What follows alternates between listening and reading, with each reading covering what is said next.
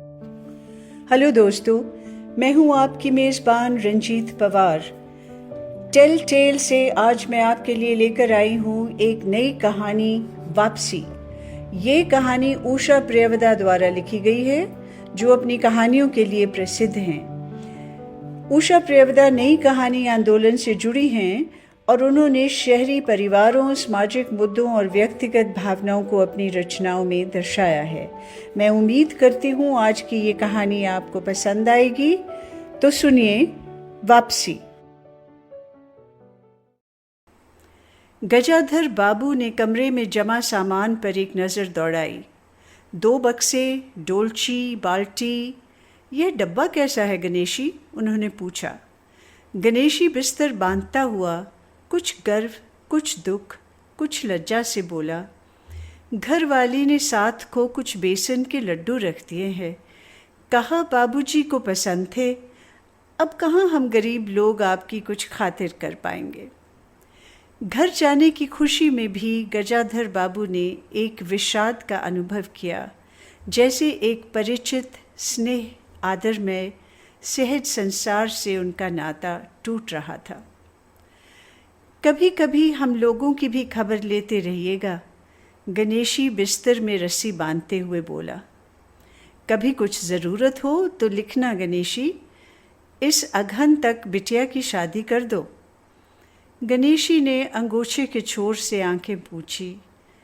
अब आप लोग सहारा न देंगे तो कौन देगा? आप यहाँ रहते तो शादी में कुछ हौसला रहता। गजाधर बाबू चलने को तैयार बैठे थे। रेलवे क्वार्टर का यह कमरा, जिनमें उन्होंने कितने वर्ष बिताए थे, उनका सामान हट जाने से कुरूप और नग्न लग रहा था। आंगन में रोपे पौधे भी जान पहचान के लोग ले गए थे और जगह जगह मिट्टी बिखरी हुई थी। पर पत्नी, बाल बच्चों के साथ रहने की कल्पना में यह बिच्छू एक दुर्बल लहर की तरह उठकर विलीन हो गया। गजाधर बाबू खुश थे, बहुत खुश। 35 साल की नौकरी के बाद वह रिटायर होकर जा रहे थे। इन वर्षों में अधिकांश समय उन्होंने अकेले रहकर काटा था। उन अकेले क्षणों में उन्होंने इसी समय की कल्पना की थी जब वह अपने परिवार के साथ रह सकेंगे। इसी आशा के सहारे वह अपने अभाव का बोझ ढो रहे थे। संसार की दृष्टि से उनका जीवन सफल कहा जा सकता था। उन्होंने शहर में एक मकान बनवा लिया था, बड़े लड़के अमर और लड़की कांति की शादियां कर दी थीं। 2 बच्चे ऊंची कक्षाओं में पढ़ रहे थे। गजाधर बाबू नौकरी के कारण प्राय छोटे स्टेशनों पर रहे और उनके बच्चे तथा पत्नी शहर में, जिससे पढ़ाई में बाधा न हो। गजाधर बाबू स्वभाव से बहुत स्नेही व्यक्ति थे और स्नेह के आकांक्षी भी। जब परिवार साथ था, ड्यूटी से लौटकर बच्चों से हंसते खेलते, पत्नी से कुछ मनोविनोद करते। उन सबके चले जाने से उनके जीवन में गहन सूनापन भर उठा। खाली क्षणों में उनसे घर में टिका न जाता। कवि प्रकृति के न होने पर भी उन्हें पत्नी की स्नेहपूर्ण बातें याद आती। दोपहर में गर्मी होने पर भी 2 बजे तक आग जलाई रहती और मना करने पर भी थोड़ा सा कुछ और थाली में परोस देती और बड़े प्यार से आग्रह करती। जब वह थके हारे बाहर से आते तो उनकी आहट पाकर वह रसोई के द्वार पर निकल आती और उनकी सलज आंखें मुस्कुरा उठती। गजाधर बाबू को तब हर छोटी बात भी याद आती और वह उदास हो उठते। अब कितने वर्षों बाद वह अवसर आया था कि जब वह फिर उसी स्नेह और आदर के मध्य रहने जा रहे थे। टोपी उतारकर गजाधर बाबू ने चारपाई पर रख दी, जूते खोलकर नीचे खिसका दिए। अंदर से रह रहकर कहकहों की आवाज़ आ रही थी। इतवार का दिन था और उनके सब बच्चे इकट्ठे होकर नाश्ता कर रहे थे। गजाधर बाबू के सूखे होंठों पर स्निग्ध मुस्कान आ गई। उसी तरह मुस्कुराते हुए वे बिना खांसे अंदर चले आए। उन्होंने देखा कि नरेंद्र कमर पर हाथ रख के शायद रात की फिल्म में देखे हुए किसी नृत्य की नकल कर रहा था और बसंती हंस हंस कर दोहरी हो रही थी। अमर की बहू को अपने तन बदन आंचल या घूंघट का कोई होश न था और वह उन्मुक्त रूप से हंस रही थी। गजाधर बाबू को देखते ही नरेंद्र धप से बैठ गया और चाय का प्याला उठाकर मुंह से लगा लिया। बहू को होश आया और उसने झट से माथा ढक लिया। केवल बसंती का शरीर रह रह कर हंसी दबाने के प्रयत्न में हिलता रहा। गजाधर बाबू ने मुस्कुराते हुए उन लोगों को देखा, फिर कहा, क्यों नरेंद्र, क्या नकल हो रही थी? कुछ नहीं बाबूजी, नरेंद्र ने सिर फिराकर कहा। गजाधर बाबू ने चाहा कि वह भी इसमें भाग लेते, पर उनके आते ही जैसे सब कुंठित हो चुप हो गए। उसे उनके मन में थोड़ी सी खिन्नता उपज आई। बैठते हुए बोले, बसंती, चाय मुझे भी देना। तुम्हारी अम्मा की पूजा अभी चल रही है क्या? बसंती ने माँ की कोठरी की ओर देखा। अभी आती ही होंगी, और प्याले में उनके लिए चाय छानने लगी। बहू चुपचाप पहले ही चली गई थी। अब नरेंद्र की चाय का आखिरी घूंट पीकर उठ खड़ा हुआ। केवल बसंती पिता के लिहाज में चौके में बैठी माँ की राह देखने लगी। गजाधर बाबू ने एक घूंट चाय पी, फिर कहा, बिट्टी, चाय तो फीकी है, लाइए चीनी और डाल दूं। बसंती बोली, रहने दो, तुम्हारी अम्मा जब आएगी तभी पी लूँगा। थोड़ी देर में उनकी पत्नी हाथ में लोटा लिए निकली और पानी तुलसी को डाल दिया। उन्हें देखते ही बसंती भी उठ गई। पत्नी ने आकर गजाधर बाबू को देखा और कहा, अरे आप अकेले बैठे हैं, ये सब कहाँ गए? गजाधर बाबू के मन में फांस सी करक उठी। अपने अपने काम में लग गए हैं, आखिर बच्चे ही हैं। पत्नी आकर चौके में बैठ गई। उन्होंने नाक भौं चढ़ाकर चारों ओर जूठे बर्तनों को देखा, फिर कहा, सारे में जूठे बर्तन पड़े हैं, इस घर में धर्म कर्म कुछ है ही नहीं, पूजा करके सीधे चौके में घुसो। फिर उन्होंने नौकर को पुकारा। जब उत्तर न मिला तो एक बार और उच्च स्वर में फिर पति की ओर देखकर बोली, बहू ने भेजा होगा बाजार। और एक लंबी सांस लेकर चुप हो रही। गजाधर बाबू बैठकर चाय और नाश्ते का इंतज़ार करते रहे। उन्हें अचानक गणेशी की याद आ गई। रोज़ सुबह पैसेंजर आने से पहले वे गरम गरम पूरियाँ और जलेबियाँ और चाय लाकर रख देता था। चाय भी कितनी बढ़िया, कांच के गिलास में ऊपर तक भरी लबालब, पूरे 2.5 चम्मच चीनी और गाढ़ी मलाई। पैसेंजर भले ही रानीपुर लेट पहुँचे, गणेशी ने चाय पहुँचाने में कभी देर नहीं की। क्या मजाल कि कभी उससे कुछ कहना पड़े। पत्नी का शिकायत भरा स्वर सुन उनके विचारों में व्याघात पहुंचा। वह कह रही थी, सारा दिन इसी खिचखिच में निकल जाता है। इस गृहस्थी का धंधा पीटते पीटते उम्र बीत गई, कोई ज़रा हाथ भी नहीं बटाता। बहू क्या क्या करती है? गजाधर बाबू ने पूछा। पड़ी रहती है। बसंती को तो अब फिर कहो कि कॉलेज जाना होता है। गजाधर बाबू ने जोश में आकर बसंती को आवाज़ दी। बसंती भाभी के कमरे से निकली तो गजाधर बाबू ने कहा, बसंती, आज से शाम का खाना बनाने की जिम्मेदारी तुम पर है। सुबह का भोजन तुम्हारी भाभी बनाएगी। बसंती मुंह लटकाकर बोली, बाबूजी, पढ़ना भी तो होता है। गजाधर बाबू ने प्यार से समझाया, तुम सुबह पढ़ लिया करो, तुम्हारी माँ बूढ़ी हुई, अब वह शक्ति नहीं बची है। तुम हो, तुम्हारी भाभी हैं, दोनों को मिलकर काम में हाथ बटाना चाहिए। बसंती चुप रह गई। उसके जाने के बाद उसकी माँ ने धीरे से कहा, पढ़ने का तो बहाना है, कभी जी ही नहीं लगता, लगे कैसे? शीला से ही फुर्सत नहीं, बड़े बड़े लड़के हैं उस घर में, हर वक्त वहाँ घुसा रहना मुझे नहीं सुहाता, मना करूँ तो सुनती नहीं। नाश्ता कर गजाधर बाबू बैठक में चले गए। घर लौटा था और ऐसी व्यवस्था हो चुकी थी कि उसमें गजाधर बाबू के रहने के लिए कोई स्थान न बचा था। जैसे किसी मेहमान के लिए कुछ अस्थायी प्रबंध कर दिया जाता है, उसी प्रकार बैठक में कुर्सियों को दीवार से सटाकर बीच में गजाधर बाबू के लिए पतली सी चारपाई डाल दी गई थी। गजाधर बाबू उस कमरे में पड़े पड़े कभी कभी अन्यास ही इस बात का अनुभव करने लगते।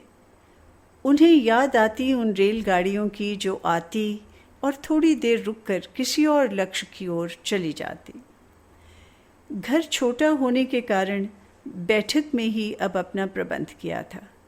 उनकी पत्नी के पास अंदर एक छोटा कमरा अवश्य था, पर वह एक ओर अचारों के मर्तबान, दाल चावल के कनस्तर और घी के डिब्बों से घिरा था। दूसरी ओर पुरानी रजाइयाँ दरियों में लिपटी और रस्सी से बांध रखी थी। उनके पास एक बड़े से टीन के बक्स में घर भर के गर्म कपड़े पड़े थे। बीच में एक अलगनी बंधी हुई थी जिस पर प्राय बसंती के कपड़े लापरवाही से पड़े रहते। वह भरसक उस कमरे में नहीं जाते थे। घर का दूसरा कमरा अमर और उसकी बहू के पास था। तीसरा कमरा जो सामने की ओर था, गजाधर बाबू के आने से पहले उसमें अमर के ससुराल से आया बैंत का 3 कुर्सियों का सेट पड़ा था। कुर्सियों पर नीली गद्दियाँ और बहू के हाथों के कढ़े कुशन थे। जब कभी उनकी पत्नी को कोई लंबी शिकायत करनी होती तो अपनी चटाई बैठक में डाल पड़ जाती थी। वह एक दिन चटाई लेकर आ गई। गजाधर बाबू ने घर गृहस्थी की बातें छेड़ी। वे घर का रवैया देख रहे थे। बहुत हल्के से उन्होंने कहा कि अब हाथ में पैसा कम रहेगा, कुछ खर्चा कम करना चाहिए। सभी खर्च तो वाजिब है, न मन का पहनना न ओढ़ना। गजाधर बाबू ने आहत दृष्टि से पत्नी को देखा। उनसे उनकी हैसियत छिपी न थी। उनकी पत्नी तंगी का अनुभव कर उसका उल्लेख करती, यह स्वाभाविक था, लेकिन उनमें सहानुभूति का पूर्ण अभाव गजाधर बाबू को बहुत खटका। उनसे यदि राय बात की जाती कि प्रबंध कैसे हो तो उन्हें चिंता कम, संतोष अधिक होता, लेकिन उनसे तो केवल शिकायत की जाती थी, जैसे परिवार की सब परेशानियों के लिए वही जिम्मेदार थे। तुम्हें कमी किस बात की है अमर की अम्मा? घर में बहू है, लड़के बच्चे हैं, सिर्फ रुपए से ही आदमी अमीर नहीं होता, गजाधर बाबू ने कहा और कहने के साथ ही अनुभव किया यह उनकी अपनी अभिव्यक्ति थी, ऐसी कि उनकी पत्नी नहीं समझ सकती। हाँ, बड़ा सुख है ना बहू से। आज रसोई करने गई है, देखो क्या होता है। कहकर पत्नी ने आंखें मूंदी और सो गई। गजाधर बाबू बैठे हुए पत्नी को देखते रह गए। यही थी क्या उनकी पत्नी, जिसके हाथों के कोमल स्पर्श, जिसकी मुस्कान की याद में उन्होंने संपूर्ण जीवन काट दिया था? उन्हें लगा कि वह युवती जीवन की राह में कहीं खो गई और उसकी जगह आज जो स्त्री है वह उनके मन और प्राणों के लिए अपरिचिता है। गाढ़ी नींद में डूबी उनकी पत्नी का भारी शरीर बहुत बेडौल और कुरूप लग रहा था। गजाधर बाबू देर तक पत्नी को देखते रहे और फिर लेटकर छत की ओर ताकने लगे। अंदर कुछ गिरा शायद, और वह अंदर भागी। थोड़ी देर में लौट कर आई तो उनका मुंह फूला हुआ था। देखा बहू को, चौका खुला छोड़ आई, बिल्ली ने दाल की पतीली गिरा दी, सभी खाने को है, अब क्या खिलाऊंगी? वह सांस लेने को रुकी और बोली, एक तरकारी और 4 परांठे बनाने में सारा डिब्बा घी उडेल रख दिया। ज़रा सा दर्द नहीं है, कमाने वाला हाड़ तोड़े और यह चीज़ें लूटे। मुझे तो मालूम था कि यह सब काम किसी के बस का नहीं है। गजाधर बाबू को लगा कि पत्नी कुछ और रात का भोजन बसंती ने जानबूझकर ऐसे बनाया था कि कौर तक निकला न जा सके। गजाधर बाबू चुपचाप खाकर उठ गए, पर नरेंद्र थाली सरकाकर उठ खड़ा हुआ और बोला, मैं ऐसा खाना नहीं खा सकता। बसंती तुनक कर बोली, तो ना खाओ, कौन तुम्हारी खुशामद कर रहा है? तुमसे खाना बनाने को किसने कहा था? नरेंद्र चिल्लाया। बाबूजी ने। बाबूजी को तो बैठे बैठे यही सूझता है। बसंती को उठाकर माँ ने नरेंद्र को मनाया और अपने हाथ से कुछ बनाकर खिलाया। गजाधर बाबू ने बाद में पत्नी से कहा, इतनी बड़ी लड़की हो गई और उसे खाना बनाने तक का सहूर नहीं आया। अरे आता सब कुछ है, करना नहीं चाहती, पत्नी ने उत्तर दिया। अगली शाम माँ को रसोई में देख कपड़े बदल कर बसंती बाहर आई तो बैठक में गजाधर बाबू ने टोक दिया, कहाँ जा रही हो? पड़ोस में शीला के घर, बसंती ने कहा। कोई ज़रूरत नहीं है, अंदर जाकर पढ़ो, गजाधर बाबू ने कड़े स्वर में कहा। कुछ देर अनिश्चित खड़े रहकर बसंती अंदर चली गई। गजाधर बाबू शाम को रोज़ टहलने चले जाते थे। लौट कर आए तो पत्नी ने कहा, क्या कह दिया बसंती से? शाम से मुंह लपेटी पड़ी है, खाना भी नहीं खाया। गजाधर बाबू खिन्न हो आए। पत्नी की बात का उन्होंने उत्तर नहीं दिया। उन्होंने मन में निश्चय कर लिया कि बसंती की शादी जल्दी ही कर देनी है। उस दिन के बाद बसंती पिता से बची बची रहने लगी। जाना हो तो पिछवाड़े से जाती। गजाधर बाबू ने एक बार पत्नी से पूछा तो उत्तर मिला, रूठी हुई हैं। गजाधर बाबू को और रोष हुआ। लड़की के इतने मिजाज, जाने को रोक दिया तो पिता से बोलेगी नहीं? क्यों? गजाधर बाबू ने चकित होकर पूछा। पत्नी ने साफ साफ उत्तर नहीं दिया। अमर और उसकी बहू की शिकायतें बहुत थी। उनका कहना था कि गजाधर बाबू हमेशा बैठक में ही पड़े रहते हैं, कोई आने जाने वाला हो तो कोई बिठाने की जगह नहीं। अमर को अब भी वे छोटा सा समझते थे और मौके बेमौके टोक देते थे। बहू को काम करना पड़ता था और सास जब तब फूहड़पन पर ताने देती रहती थी। हमारे आने से पहले भी कभी ऐसी बात हुई थी? गजाधर बाबू ने पूछा। पत्नी ने सिर हिलाकर जताया कि नहीं, पहले अमर घर का मालिक बनकर रहता था, बहू को कोई रोक टोक न थी। अमर के दोस्तों का प्राय यहीं अड्डा जमा रहता था और अंदर से चाय नाश्ता तैयार होकर जाता था। बसंती को भी वही अच्छा लगता था। गजाधर बाबू ने बहुत धीरे से कहा, अमर से कहो जल्दबाजी की कोई ज़रूरत नहीं है। अगले दिन सुबह घूम कर लौटे तो उन्होंने पाया कि बैठक में उनकी चारपाई नहीं है। अंदर आकर पूछने ही वाले थे कि उनकी दृष्टि रसोई के अंदर बैठी पत्नी पर पड़ी। उन्होंने यह कहने को मुंह खोला ही कि बहू कहाँ है, पर कुछ याद कर चुप हो गए। पत्नी की कोठरी में झांका तो अचार, रजाइयों और कनस्तरों के मध्य अपनी चारपाई लगी पाई। गजाधर बाबू ने कोट उतारा और कहीं टांगने के लिए दीवार पर नज़र दौड़ाई। फिर उस पर मोड़कर अलगनी के कुछ कपड़े खिसका कर एक किनारे टांग दिया। कुछ खाए बिना ही अपनी चारपाई पर लेट गए। कुछ भी हो, तन आखिरकार बूढ़ा ही था। सुबह शाम कुछ दूर टहलने अवश्य चले जाते, पर आते आते थक उठते थे।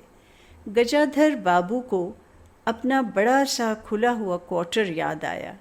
निश्चित जीवन, सुबह पैसेंजर ट्रेन आने पर स्टेशन पर की चहल पहल, परिचित चेहरे और पटनी पर रेल के पहियों की खटखट जो उनके लिए मधुर संगीत की तरह था। तूफान और डाक गाड़ी के इंजनों की चिंगाड़ उनकी अकेली रातों की साथी थी। सेठ रामजी मल की मिल के कुछ लोग कभी कभी पास आ बैठते, वह उनका दायरा था, वही उनके साथी। वह जीवन अब कोई खोई हुई विधि सा प्रतीत हुआ। उन्हें लगा कि वह जिंदगी द्वारा ठगे गए हैं। उन्होंने जो कुछ चाहा उसमें से उन्हें एक बूंद भी न मिली। लेटे हुए वे घर के अंदर से आते विविध स्वरों को सुनते रहे। बहू और सास की छोटी सी झड़प, बाल्टी पर खुले नल की आवाज़, रसोई के बर्तनों की खटपट और उसी में गोरैयों का वार्तालाप। और अचानक ही उन्होंने निश्चय कर लिया कि अब घर की किसी बात में दखल न देंगे। यदि गृह स्वामी के लिए पूरे घर में एक चारपाई की जगह यहीं है तो यहीं पड़े रहेंगे। अगर कहीं और डाल दी गई तो वहाँ चले जाएंगे। यदि बच्चों के जीवन में उनके लिए कहीं स्थान नहीं तो अपने ही घर में परदेसी की तरह पड़े रहेंगे। और उस दिन के बाद सचमुच गजाधर बाबू कुछ नहीं बोले। नरेंद्र मांगने आया तो उसे बिना कारण पूछे रुपए दे दिए। बसंती काफ़ी अंधेरा हो जाने के बाद भी पड़ोस में रही तो भी उन्होंने कुछ नहीं कहा। पर उन्हें सबसे बड़ा गम यह था कि उनकी पत्नी ने भी उनमें कुछ परिवर्तन लक्ष्य नहीं किया। वह मन ही मन कितना भार ढो रहे हैं इससे वह अनजान बनी रहीं, बल्कि उन्हें पति के घर के मामले में हस्तक्षेप न करने के कारण शांति ही थी। कभी कभी कह भी उठती, ठीक ही है, आप बीच में ना बड़ा कीजिए, बच्चे बड़े हो गए हैं, हमारा जो कर्तव्य था कर रहे हैं, पढ़ा रहे हैं, शादी कर देंगे। गजाधर बाबू ने आहत दृष्टि से पत्नी को देखा। उन्होंने अनुभव किया कि वह पत्नी व बच्चों के लिए केवल धन के निमित्त मात्र हैं। जिस व्यक्ति के अस्तित्व से पत्नी मांग में सिंदूर डालने की अधिकारी है, समाज में उसकी प्रतिष्ठा है, उसके सामने वे 2 वक्त का भोजन की थाली रख देने से सारे कर्तव्यों से छुट्टी पा जाती है। वह घी और चीनी के डब्बों में इतना रमी हुई है कि अब वही उनकी संपूर्ण दुनिया बन गई है। गजाधर बाबू उनके जीवन के केंद्र नहीं हो सकते। उन्हें तो अब बेटी की शादी के लिए भी उत्साह बुझ गया। किसी बात में हस्तक्षेप न करने के निश्चय के बाद भी उनका अस्तित्व उस वातावरण का भाग न बन सका। उनकी उपस्थिति उस घर में ऐसी असंगत लगने लगी थी जैसे सजी हुई बैठक में उनकी चारपाई थी। उनकी सारी खुशी एक गहरी उदासीनता में डूब गई। इतने सब निश्चयों के बावजूद भी गजाधर बाबू एक दिन बीच में दखल दे बैठे। पत्नी स्वाभानुसार नौकर की शिकायत कर रही थी, कितना कामचोर है, बाजार की हर चीज़ में पैसा बनाता है, खाना बैठता है तो खाता ही चला जाता है। गजाधर बाबू को बराबर यह महसूस होता रहता था कि उनके रहन सहन और खर्च उनकी हैसियत से कहीं ज़्यादा हैं। पत्नी की बात सुनकर लगा कि नौकर का खर्च बिल्कुल बेकार है। छोटा मोटा काम है, घर में 3 मर्द हैं, कोई ना कोई कर ही देगा। उन्होंने उसी दिन नौकर का हिसाब कर दिया। अमर दफ्तर से आया तो नौकर को पुकारने लगा। अमर की बहू बोली, बाबूजी ने नौकर छुड़ा दिया है। क्यों? कहते हैं खर्च बहुत है। यह वार्तालाप बहुत सीधा सा था, पर जिस टोन में बहू बोली गजधर बाबू को खटक गया। उस दिन जी भारी होने के कारण गजधर बाबू टहलने नहीं गए थे। आलसे में उठकर बत्ती भी नहीं जलाई। इस बात से बेखबर नरेंद्र माँ से कहने लगा, अम्मा तुम बाबूजी से कहती क्यों नहीं? बैठे बिठाए कुछ नहीं तो नौकर ही छुड़ा दिया। अगर बाबूजी यह समझें कि मैं साइकिल पर गेहूं रख आटा पिसाने जाऊंगा तो मुझसे यह नहीं होगा। हाँ अम्मा, बसंती का स्वर था, मैं कॉलेज भी जाऊं और लौटकर घर में झाड़ू भी लगाऊं, यह मेरे बस की बात नहीं। बूढ़े आदमी हैं, अमर भुनभुनाया, चुपचाप पड़े रहें, हर चीज़ में दखल क्यों देते हैं? पत्नी ने बड़े व्यंग से कहा, और कुछ नहीं सूझा तो तुम्हारी बहू को ही चौंके में भेज दिया। वह तो 15 दिन का राशन 5 दिन में बनाकर रख दिया। बहू कुछ कहे इससे पहले वह चौके में घुस गई। कुछ देर में अपनी कोठरी में आई और बिजली जलाई तो गजाधर बाबू को लेटे देखकर बड़ी सिटपिट आई।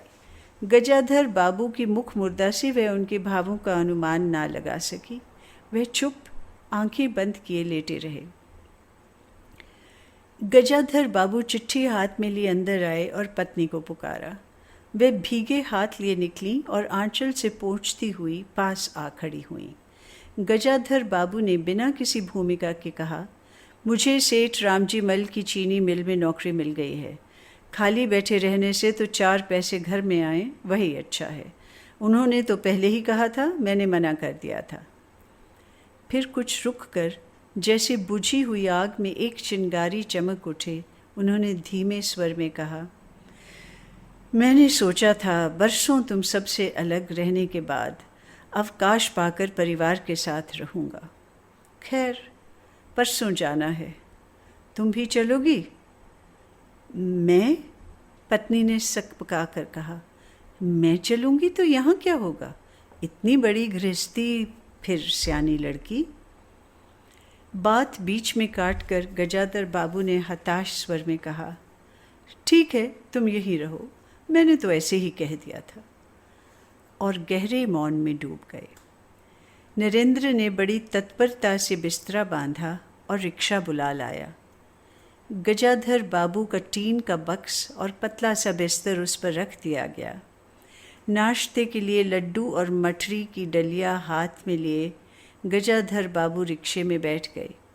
एक दृष्टि उन्होंने अपने परिवार पर डाली और फिर दूसरी ओर देखने लगे और रिक्शा चल पड़ा। उनके जाने के बाद सब अंदर लौट आए। बहू ने अमर से पूछा, सिनेमा चलिएगा ना? बसंती ने उछल कर कहा, भैया हमें भी। गजाधर बाबू की पत्नी सीधी चौंके में चली गई। बची हुई मठरियों को कटोर दान में रखकर अपने कमरे में लाई और कनस्तरों के पास रख दिया। फिर बाहर आकर कहा, अरे नरेंद्र, बाबूजी की चारपाई कमरे से निकाल दे, उसमें चलने तक को जगह नहीं है।